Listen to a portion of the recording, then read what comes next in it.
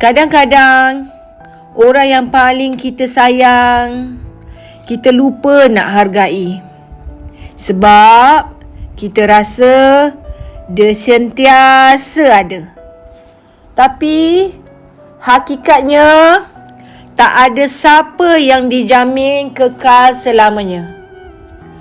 Kita sibuk kejar-kejar, kejar impian, sampai lupa orang yang tunggu kita balik tu pun ada perasaan, ada rindu, ada kecewa yang tak diluah. Jangan tunggu kehilangan baru nak belajar menghargai. Hargai selagi mereka masih ada.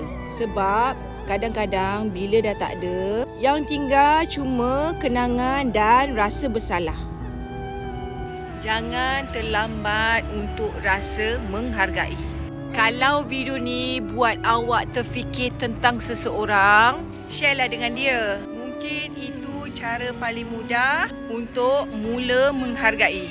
Okey, kalau anda rasa video ni bermanfaat, save, tag and share. Kerana dirimu wanita begitu berharga. Kak Oya share because Kak Oya care.